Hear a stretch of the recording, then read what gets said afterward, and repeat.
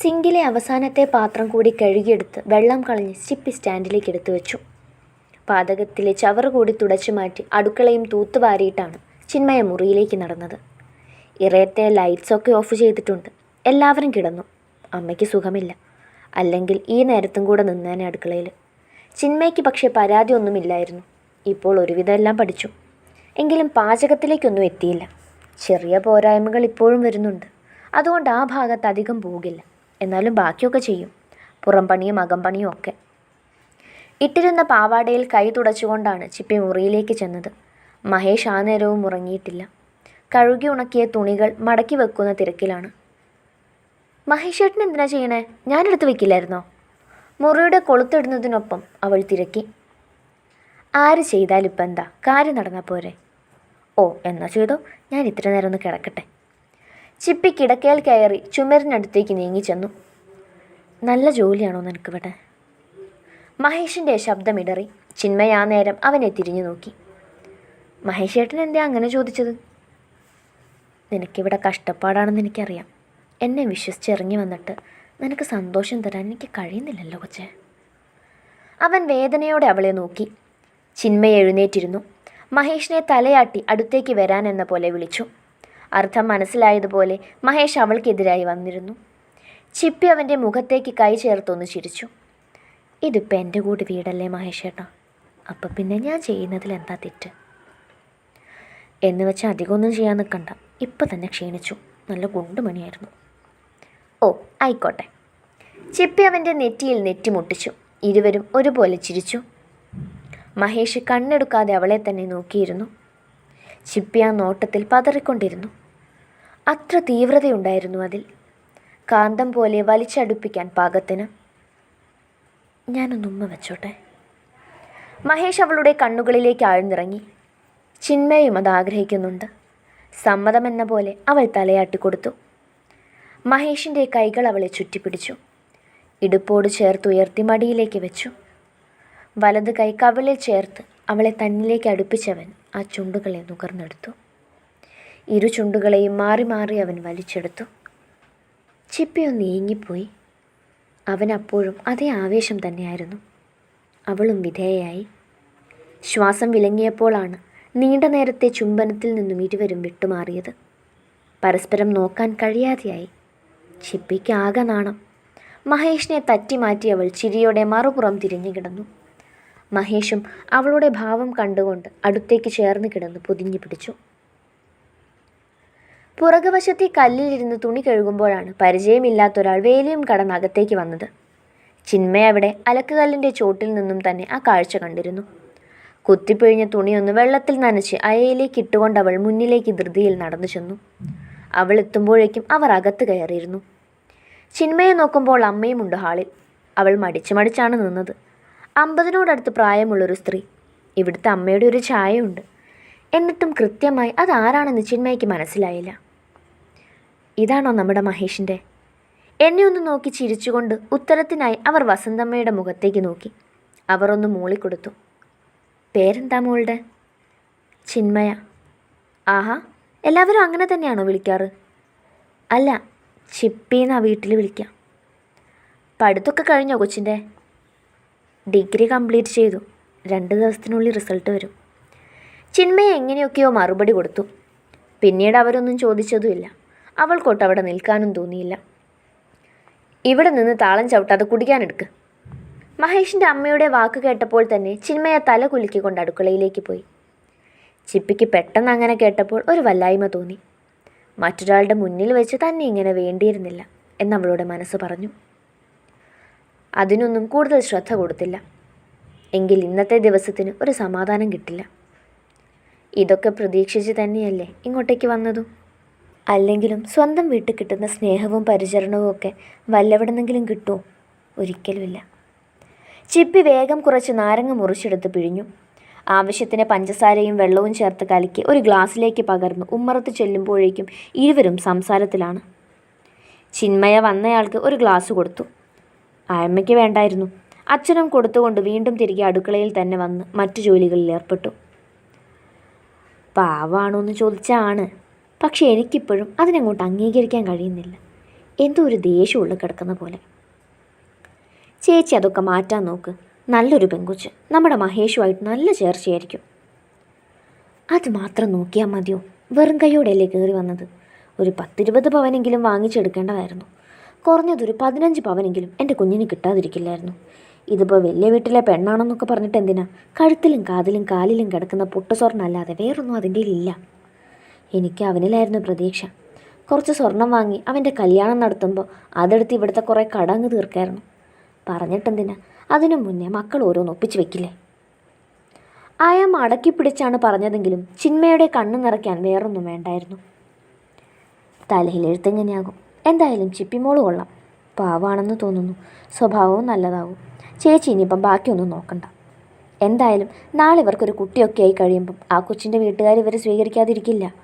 അന്ന് അവരെന്തെങ്കിലും അവന് കൊടുക്കും. കിട്ടിയെന്ന് പറയാം. എല്ലാം ദൈവത്തിൻ്റെ കയ്യിലല്ലേ. അവരൊന്ന് ദീർഘശ്വാസം എടുത്തു വിട്ടു. ചിപ്പിയുടെ മിഴികൾ തുടച്ചു മാറ്റുന്നതിനൊപ്പം ഒഴുകിക്കൊണ്ടിരുന്നു. ഒന്നും വേണ്ടിയിരുന്നില്ല. മഹേഷേട്ടൻ്റെ ജീവിതത്തിൽ താൻ വരാൻ പോലും പാടില്ലായിരുന്നു. വല്ലാത്തൊരു ജന്മമായിപ്പോയി. ആർക്കും സന്തോഷം കൊടുക്കാൻ എനിക്ക് കഴിയുന്നില്ലല്ലേ ഈശ്വര. വളർത്തി വലുതാക്കി അച്ഛനെയും അമ്മയും കൂടപ്പിറപ്പിനെയും ഒക്കെ തള്ളിക്കളഞ്ഞ് വന്നതല്ലേ. അനുഭവിക്കാൻ കിടക്കുന്നതേ ഉള്ളൂ. ചിന്മയെ മുഖം പൊത്തിപ്പിടിച്ച് ഏങ്ങിക്കരഞ്ഞു.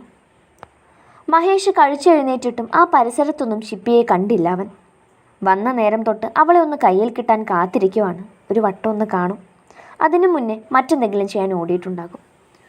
മഹേഷ് ചിന്മയെ തിരഞ്ഞുകൊണ്ട് അടുക്കളവാതിലോളം ചെന്നു. ഏതു നേരവും ഇവിടെയാണല്ലോ എന്നോർത്ത്. പക്ഷേ പെണ്ണ് അവിടെയും ഉണ്ടായിരുന്നില്ല. അവൻ്റെ പുരികമൊന്ന് ചുളിഞ്ഞു. വാതിൽ തുറന്ന് പുറകുവശത്തേക്കിറങ്ങി. ഇരുട്ടിലൂടെ ഒന്ന് കണ്ണുടച്ചു. വാതിലോളം ചേർന്ന് കെട്ടിയിരിക്കുന്ന തിണ്ണയിലിരുന്ന് മറ്റെങ്ങോ നോക്കുന്നു. ഒറ്റ നോട്ടത്തിൽ തന്നെ പെണ്ണ് ഇവിടെയൊന്നും അല്ലെന്ന് അവന് മനസ്സിലായി. മഹേഷ് അവൾക്കരികിലേക്ക് ചെന്നിരുന്നു. ചിന്മയ അനക്കം തട്ടിയപ്പോഴേ തല ചരിച്ചു നോക്കി. അവൻ്റെ പുരികം ചുളിഞ്ഞു. അവളുടെ തെളിച്ചമില്ലാത്ത മുഖം കാണെ. ഡോ, എന്തു പറ്റി? കുറേ നേരമായിട്ട് ഞാൻ ശ്രദ്ധിക്കണു. ഇവിടെ ഒന്നും അല്ലേ നീ? തോളുകൊണ്ടൊന്ന് തട്ടി അവളെ ഉറ്റുനോക്കിക്കൊണ്ട് ചോദിക്കുമ്പോഴും ചിന്മയ ഒന്നും പറയാതെ ഒരിരുപ്പായിരുന്നു. എന്തു പറ്റി കുഞ്ഞേ? വയ്യേ നിനക്ക്? അതോ അമ്മ എന്തേലും പറഞ്ഞോ? കുഴപ്പമൊന്നുമില്ല മഹേഷേട്ടാ, എന്നെ ആരും ഒന്നും പറഞ്ഞില്ല. പിന്നെന്താ മുഖത്തിനൊരു തെളിച്ചക്കുറവ്? എന്നെ ഒന്ന് ശ്രദ്ധിക്കുന്നത് കൂടിയില്ലല്ലോ. അല്ലെങ്കിൽ മഹേഷേട്ടാന്നും പറഞ്ഞ് പുറകെ വരുന്ന ആളാണല്ലോ. അതിനും അവളൊന്ന് ചിരിച്ചു. ശേഷം അവൻ്റെ നെഞ്ചിലേക്ക് തല ചായ്ച്ചു. മഹേഷ് ആ പെണ്ണിൻ്റെ മുടിയിൽ തലോടിക്കൊണ്ടിരുന്നു. മഹേഷേട്ടനോട് ഞാൻ ഒരു കാര്യം ചോദിച്ചോട്ടെ? അതിനെന്തിനാ കൊച്ചി മുഖവുര? നിനക്കെന്നോട് എന്തും പറയുകയും ചോദിക്കുകയും ചെയ്യാലോ. അല്ല, എന്തെത്ര വലിയ കാര്യം? അത് ഇവിടെ നല്ല കടമുണ്ടോ മഹേഷേട്ടാ? ചിപ്പിയുടെ മടിച്ചുള്ള ചോദ്യം കേൾക്കെ അവൻ്റെ നെറ്റിയിൽ ചുളിവുകൾ വീണിരുന്നു. കടോ? നീ എന്താ ഇപ്പം അതേക്കുറിച്ച് ചോദിക്കുന്നത്? മഹേഷേട്ടൻ പറയേ, ഒരുപാട് കടമുണ്ടോ? അങ്ങനെയൊന്നുമില്ല. അല്ല, താനെന്തിനാ അതൊക്കെ തിരക്കുന്നത്? തിരക്കാനുള്ള അവകാശം എനിക്കില്ലേ മഹേഷേട്ടാ? ഞാനും ഈ വീട്ടിൽ തന്നെയല്ലേ താമസിക്കുന്നത്. അപ്പോൾ എനിക്കറിയണ്ടേ? എന്താ എൻ്റെ ഭാര്യയൊക്കെ തനിക്കൊരു പ്രശ്നമായി തുടങ്ങിയോ? അതുകൊണ്ടല്ലേ ഇങ്ങനെയൊക്കെ ചോദിക്കുന്നത്? ഇതാ ഞാൻ ആദ്യം ഒഴിഞ്ഞു മാറിയത്. മഹേഷ് അവളെ തന്നിൽ നിന്നും അകറ്റി മാറ്റി. അയ്യോ, ഞാൻ അങ്ങനെയൊന്നും ഉദ്ദേശിച്ചല്ല മഹേഷേട്ടാ ചോദിച്ചത്. ചിപ്പിയുടെ കണ്ണുകൾ പൊടുന്നനെ നിറഞ്ഞു. ഇനി അതോർത്ത് കരയില്ല കൊച്ചേ, ഞാൻ അങ്ങനെയല്ല പറഞ്ഞത്. നിനക്കിപ്പോൾ എന്താ അറിയേണ്ടത്? എനിക്ക് എത്ര കടമുണ്ടെന്നോ? ഞാൻ പറയാം, വാ. മഹേഷ് അവളെ ചേർത്തുകൊണ്ട് കണ്ണടച്ചു. ഇപ്പോഴത്തേത് പോലൊന്നും ആയിരുന്നില്ലടോ ഞങ്ങളുടെ ലൈഫ്. സന്തോഷത്തോടെ തന്നെ ഓരോ ദിവസം കടന്നു പോയിക്കൊണ്ടിരുന്നത്. ഞാൻ ITIയിൽ പഠിക്കുന്ന സമയത്താണ് അച്ഛന് വയ്യാണ്ടായത്. അച്ഛനും ഇലക്ട്രിസിറ്റിയിലായിരുന്നു ജോലി. സ്ട്രോക്ക് വന്നതോടെ അച്ഛൻ തളർന്നു. ജോലിക്ക് പോകാൻ വയ്യാണ്ടായി. അതോടെ ബുദ്ധിമുട്ടുകൾ വന്നു തുടങ്ങി. ആ സമയത്ത് അമ്മ ചെറിയൊരു ബേക്കറി കടയിൽ സഹായത്തിന് പോകുമായിരുന്നു.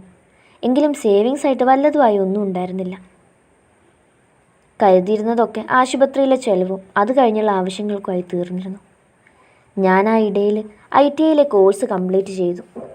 പിന്നീട് പഠിക്കാനൊന്നും പോയില്ല. കുടുംബം നോക്കേണ്ട ഉത്തരവാദിത്തം എനിക്കായി. കുഞ്ഞു കുഞ്ഞു പണികളൊക്കെ ചെയ്തു തുടങ്ങി. പെയിൻറ്റ് പണിക്കും ടൈൽസിൻ്റെ പണിക്കും മേസ്തിരി പണിക്കും അങ്ങനെ പറ്റുന്നതിനൊക്കെ പോയി. എനിക്ക് താഴെ 2 പെങ്ങന്മാരില്ലേ, അവരെ പഠിപ്പിക്കേണ്ടത് എൻ്റെ ഉത്തരവാദിത്തമായിപ്പോയി. അങ്ങനെ കുറേ നാൾ ബോംബെയിലായി. അപ്പോഴേക്കും അച്ഛൻ്റെ അവസ്ഥ പിന്നെയും മോശമായി. അച്ഛനെ നോക്കാൻ ആരും ഇല്ലാണ്ടായപ്പോൾ അമ്മയും ജോലിക്ക് പോക്ക് നിർത്തി. ഓരോ ദിവസവും തള്ളി നിൽക്കണ്ടേ. അവരുടെ പഠിത്തത്തിൻ്റെ ചിലവ്, അച്ഛൻ്റെ ചികിത്സാ ചിലവ്, വീട്ടിലെ കാര്യങ്ങൾ ഒക്കെ കൂടി ആയപ്പോൾ താങ്ങാൻ വയ്യാതെയായി. പിന്നീട് പരീക്ഷയ്ക്കെടുക്കുകയും സ്വർണം പണയപ്പെടുത്തുകയും ഒക്കെ ചെയ്ത് കടത്തിനുമേ കടമായി. അപ്പോഴേക്കും മായയുടെ പഠിത്തമൊക്കെ കഴിഞ്ഞിരുന്നു. അവൾക്ക് നല്ലൊരു ആലോചനയും വന്നു. എന്ത് വന്നാലും അത് നടത്തണമെന്നേ ഉണ്ടായിരുന്നുള്ളൂ. പക്ഷേ എങ്ങനെ? നിവർത്തില്ലാതെ വന്നപ്പം ആ വീടങ്ങ് വിറ്റു. അവിടുത്തെ കടമൊക്കെ തീർത്ത് വന്നപ്പോൾ കുറച്ച് തുക ബാക്കിയുണ്ടായിരുന്നു. കല്യാണം നടത്താനും കിടപ്പാടം വാങ്ങാനും കൂടി അത് തികയില്ലായിരുന്നു. ഈ വീട് ആ സമയത്ത് ശരിയായി. ഇത് വാങ്ങാൻ വേണ്ടി 4 ലക്ഷത്തോളം പിന്നെയും വേണ്ടി വന്നു. അത് ഒരാളിൽ നിന്ന് അവധിക്ക് വാങ്ങുകയാണ് ചെയ്തത്. വീടായി കഴിഞ്ഞപ്പം അത് വീണ്ടും ലോൺ വെച്ചു. ഒരു 10 ലക്ഷം രൂപയ്ക്ക് വാങ്ങിച്ച ആൾക്ക് കൊടുത്തു തീർത്തു. കൂട്ടത്തിൽ മായയുടെ കല്യാണവും നടത്തി. ഇപ്പോൾ ബാങ്കിൽ മാസാമാസം നല്ലൊരു തുക അടയ്ക്കണം. അതിൻ്റെ കൂടെ ഇവിടുത്തെ ചിലവും. പിന്നെ മീനുവിന് സമയമായി വരുന്നുണ്ട്. അവൾക്ക് വേണ്ടി എന്തെങ്കിലും കരുതി വെക്കണം. പിന്നെ എൻ്റെ തണലിൽ കഴിയുന്ന നിന്നെയും നോക്കണം. ഒരിക്കലും നിനക്കിതുപോലൊരു ജീവിതം തരണമെന്നല്ല ഞാൻ ആഗ്രഹിച്ചത് കൊച്ചേ. നിൻ്റെ അച്ഛനും അമ്മയും നോക്കിയതുപോലെ പൊന്നു പോലെ തന്നെ നോക്കണമെന്നായിരുന്നു. പക്ഷേ എൻ്റെ അവസ്ഥ ഇതായിപ്പോയി എന്ന് കരുതി ഒരു നേരം പോലും നിന്നെ ഞാൻ പട്ടിണിക്കിടില്ല. നീ ആഗ്രഹിക്കുന്നത് അപ്പം കൊണ്ടു തന്നില്ലേലും ഒക്കെ ഞാൻ വാങ്ങിത്തരും. അത്രയ്ക്ക് ജീവന പെണ്ണേ നീ എനിക്ക്. നിറഞ്ഞ മിഴികളാൽ മഹേഷ് ചിന്മയുടെ മുഖം മുഴുവൻ ചുംബിച്ചു. കൈയുയർത്തി ചിന്മയ അവൻ്റെ മിഴികൾ ഒപ്പിക്കൊടുത്തുകൊണ്ട് അവൻ്റെ നെറുകയിൽ ചുംബിച്ചു. ഇവിടെ വന്നതിൽ പിന്നെ ബോംബെയിലെ ജോലി വേണ്ടെന്ന് വെച്ചു. സന്ദീപളിയൻ നല്ലൊരാളാണ്. അളിയൻ്റെ ഒരു സഹായമൊക്കെ ഉണ്ടായിരുന്നു. ഓട്ടോ ഓടിക്കുന്നതും അളിയൻ തരപ്പെടുത്തിയത് തന്നെയാണ്. ആദ്യം വേറൊരു ഓട്ടോ ആയിരുന്നു, പിന്നെ ഇതായത്.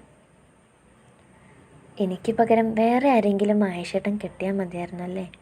എങ്കിൽ ആ സ്വർണ്ണമൊക്കെ എടുത്തിട്ട് കുറേയൊക്കെ കടം തീർക്കായിരുന്നു. ചിപ്പി അവനെ തന്നെ നോക്കി. ഇതിപ്പം നിന്നോടാരാ ഇങ്ങനെ പറഞ്ഞത്? അമ്മയാണോ? നിനക്കിത് എവിടെ നിന്നോ കിട്ടിയതാണ്. അല്ലാതെ ഈ വക ചിന്തകളൊന്നും നിൻ്റെ തലയിൽ ഉദിക്കില്ല.